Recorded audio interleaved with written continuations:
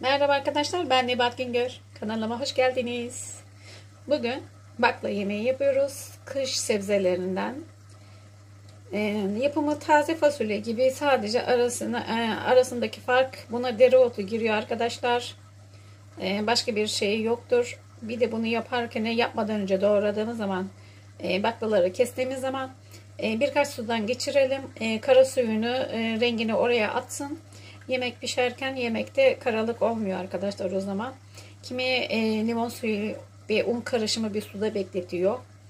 Onu da yapabilirsiniz. Tercih sizindir. Ama ben 3-5 suda yıkadım. Biraz da suda beklettim. Karalığı öyle gitti. Kanalıma abone değilseniz abonelik, like ve yorumlarınızı bekliyorum. Şimdi bunun yapım aşamasına geçiyoruz. Şimdiden yapacak olanlara afiyet olsun.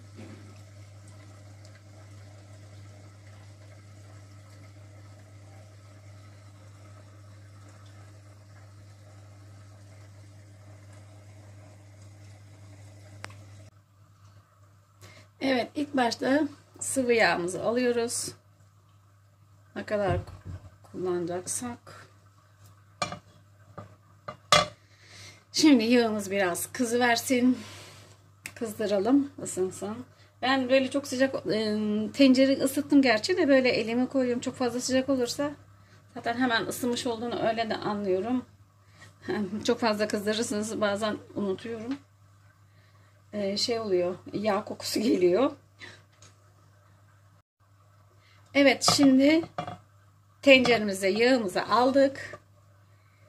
Şimdi bunun biraz ısınmasını bekleyelim.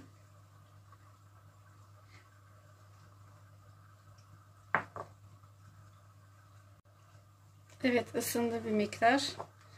2 tane soğanımızı içine alalım.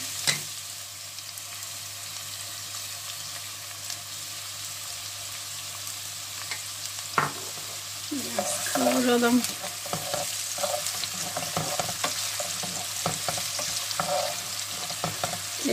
Kimi içine tariflere baktım da sarımsak atan da var. Yani herkesin yapması değişik. Ben hep böyle yaptım. Bir gün öyle de dener miyim? Denersem ya da bir yerde yersem, hoşuma giderse o tarifi de yaparım. Ben içine sarımsak atmıyorum. Gerçi benim sarımsakla aram o kadar iyi de değil.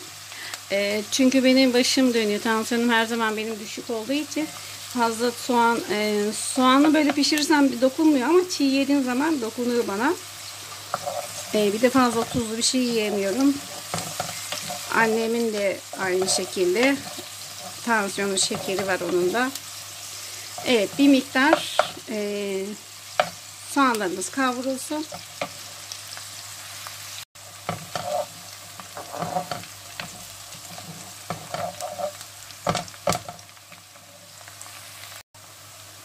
İçine 1 yemek kaşığı kadar salça katalım. Salçayı da biraz kavuralım.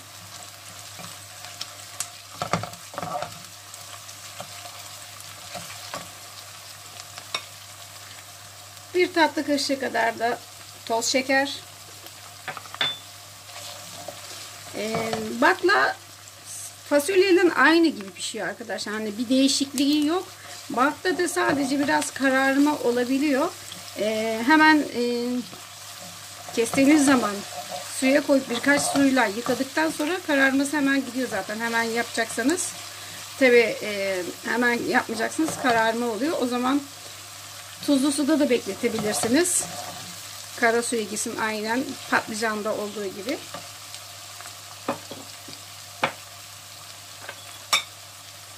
Tuzunuz damak tadınıza göre.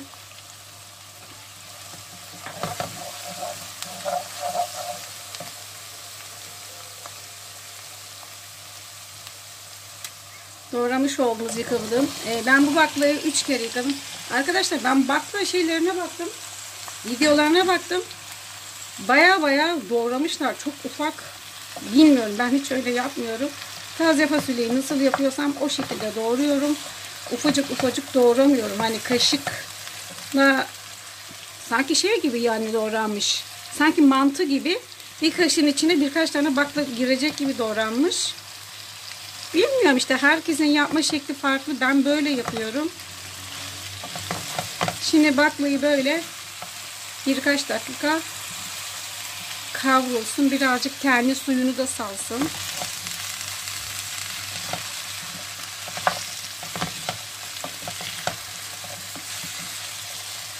Bu arada akşam ezanı okunuyor. Bugün yemeği yapmaya geç kaldım. Arkadaşıma gittim.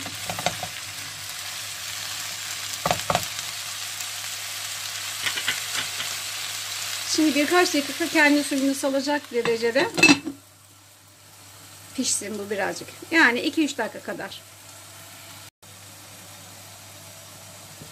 Evet, birkaç dakika kavurduk. Üstüne sıcak suyumuzu ilave ediyoruz.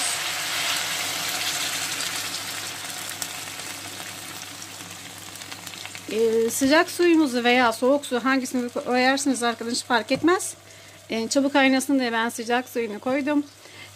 Baklanın cinsine göre de, yani taze ise, çok ince narinse çabuk pişer zaten. Hani bazen araya karışmış olabiliyor baklalar. Ona göre suyunu ayarlayın. Bazen çok kalın olanların, yumuşak olmayanların arkadaşlar içine aldım. İçlerini çıkardım. Kalın kabuklarını attım. Böyle içlerini çıkardım. Akşam ezanı da okundu. Şimdi bunu arkadaşlar kaynamaya bırakıyoruz. Kaynama derecesi dediğim gibi baklanın yumuşaklığına bağlı. Çok çamur gibi de olmasın, çok sert de olmasın. Çünkü karışık olduğu zaman hani ince de olabiliyor, kalın da olabiliyor ya. O yüzden kontrollü bir şekilde kaynatalım. Arada fıkırdadığı zaman bir iki tane isterseniz tadına bakın. Dişinize nasıl geliyor. Bu şekilde şimdi kaynamaya bırakıyoruz. Evet, epey bir süre kaynadı. Şimdi içine dereotumuzu dökelim.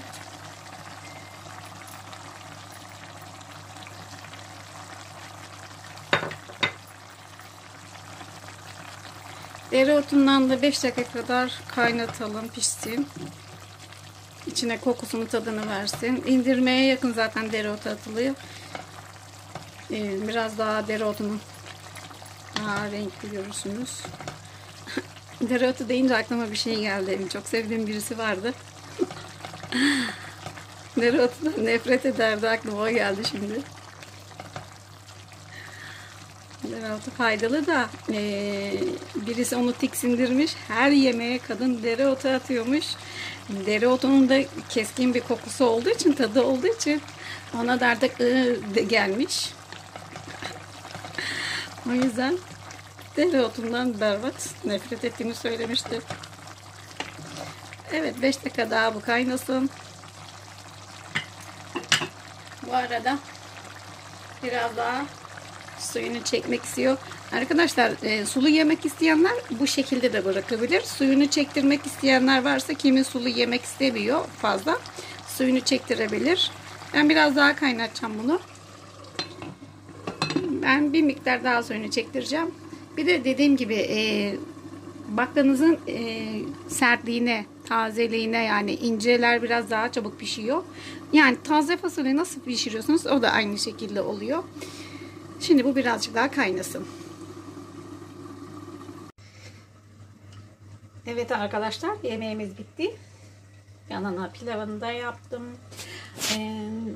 Pilavı da koymak için koydum. İsterseniz çukur tabağa da tabii koyabilirsiniz. Sulu yemek isterseniz. Ben bir iki yemek kaşığı kadar suyunu koydum buraya. Yanına da pilavını yaptım. Şimdiden yapacak olanlara afiyet olsun. Diğer videolarda buluşmak üzere. Ve kanalıma abone değilseniz abonelik, like ve yorumlarınızı da bekliyorum. İyi seyirler. Diğer videolarda görüşmek üzere. Bay bay.